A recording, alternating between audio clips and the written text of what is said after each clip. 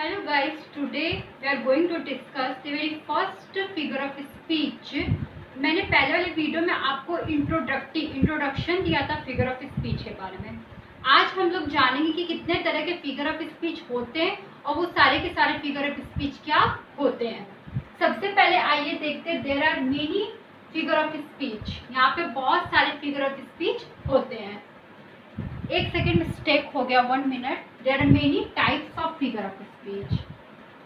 Types of figure of speech, there are many types of figure of speech. ठीक है, अलंकार के बहुत सारे अलंकार जो है वो बहुत सारे उसके प्रकार होते हैं। सबसे पहला सिमिल, इसको सिमिल पढ़ते हैं। दूसरा मेटाफर, तीसरा personification, contrast, repetition, symbol, imaginary, hyperbole. इतने सारे, खैर ऑलमोस्ट तो 100 फिगर ऑफ स्पीच होते हैं, बट इन योर सिलेबस आप इंग्लिश कोर के स्टूडेंट और क्लास 11-12 के स्टूडेंट है तो आपको सिर्फ 6 to 80 फिगर ऑफ स्पीच पढ़ना है आपके सिलेबस में। आइए चलते देखते पहला फिगर ऑफ स्पीच क्या होता है। सिमिल, उपमा अलंकार। सिमिल को हम लोग क्या बोलते हैं? उपमा अलंकार बोलते हैं। To compare one thing to another thing of different kinds. हम लोग दो कोई चीज लेते हैं, वो एक चीज और दूसरा चीज से दोनों को हम कंपेयर करते हैं, तुलना करते हैं। हम लोग दोनों को कंपैरिजन करते हैं, तुलना करते हैं, किन किन चीजों का भिन्न भिन्न प्रकार वर्ड का यूज करके। तो different kinds by using words like as, so and like. हम लोग जब भी सिमिल में क्या होता है, सिमिल अलंकार क्या होता है? सिमिल अलंकार वह अलंकार होता है जिसमें दो ऑब्जेक्ट रहते हैं, दो वस्तु रहते हैं, दो पर्सन रहते हैं, दो एनिमल्स रहते हैं, तो हम उनका तुलना करते हैं, लेकिन यूजिंग करते हैं 3 वर्ड को। पहला एज, दूसरा लाइक, तीसरा सो। हम लोग ये 3 वर्ड का यूज करके हम लोग सिमिल अलंकार में जब भी कंपैरिजन करते हैं तो हम लोग इन 3 वर्ड का यूज करते हैं। अच्छा, यहाँ पे नोट देखिएगा, पर्सन की कंपैरिजन। इस अलंकार में क्या होता है, जब हम किसी व्यक्ति का तुलना करते हैं तो इस अलंकार में व्यक्ति का तुलना व्यक्ति से नहीं करते, जानवर का तुलना जानवर से नहीं करते, वस्तु का तुलना वस्तु से नहीं करते।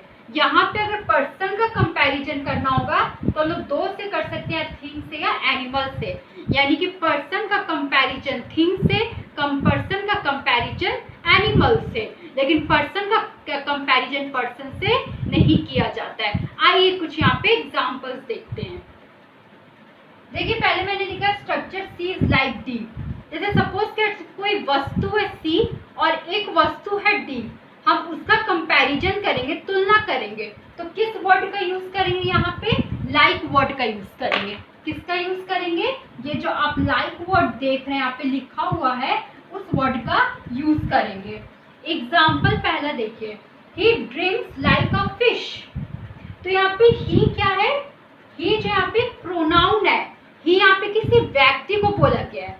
सबसे पहले ये जो आपका स्टेटमेंट है, ये जो सेंटेंस है, उसमें 2 ऑब्जेक्ट है।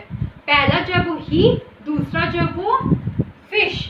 2 ऑब्जेक्ट है, जिसमें से एक जो है वो ह्यूमन बींग्स के लिए यूज किया गया, पर्सन के लिए ही, ठीक है, थर्ड पर्सन में प्रोनाउन है, और यहाँ पे फिश एनिमल को बोला गया है। यानी कि ही ड्रिंक्स लाइक अ फिश, वह मछली की तरह पीता है। यानी कि वो पीता है, पानी पीता होगा, फ्रूटी पीता होगा, मिल्क शेक पीता होगा, कोल्ड ड्रिंक्स पीता होगा, लेमन जूस पीता होगा, जूस पीता होगा, कुछ भी पीता होगा, लेकिन वो जो इंसान है वो किसकी तरह पीता है? तो मछली की तरह पीता है। मछली क्या पीती? पानी पीती, तभी तो वो जिंदा रहती है। तो उसी प्रकार से यहाँ पे जो ही है वो पीता है, तो किसकी तरह पीता है? मछली की तरह पीता है। यानी कि इस सेंटेंस में हम लोग को पता चलता है कि एक पर्सन का कंपैरिजन हम लोग किससे किए हैं? एक जानवर से किए हैं। आइए दूसरा सेंटेंस देखते हैं। श्रुति's eyes looks like tiger eyes। यहाँ पे भी 2 ऑब्जेक्ट है, एक है श्रुति, दूसरा है टाइगर। दोनों के बीच में कंपैरिजन हुआ है, और जो कंपैरिजन करने वाले जो शब्द है वो कौन है? तो वो लुक्स है। यानी कि लाइक है, लाइक वर्ड से यहाँ पे कंपैरिजन किया गया है। यानी यहाँ पे बोला जा रहा है कि जो श्रुति की आंख है वो किसके जैसी है, किसकी तरह है, तो एक बाघ जो होता है उसके आंख की तरह है। यानी कि श्रुति के आंख को किससे कंपैरिजन किया जा रहा है, टाइगर के आईज से, with the help of the word like. यहाँ पे भी with the help of the word like. Thank you guys, आज के लिए इतना ही। आगे भी इसके बहुत सारे हैं और भी मैं आपका सिमिल, मेटाफर, पर्सोनिफिकेशन आपको मैं दूसरे वीडियोस में बताऊंगी। और अगर स्टिल आपको कोई भी प्रॉब्लम है इन यहाँ तक जो मैंने आपको डील किया है, तो आप फ्री हैं मुझसे क्वेश्चन पूछने के लिए। Thank you.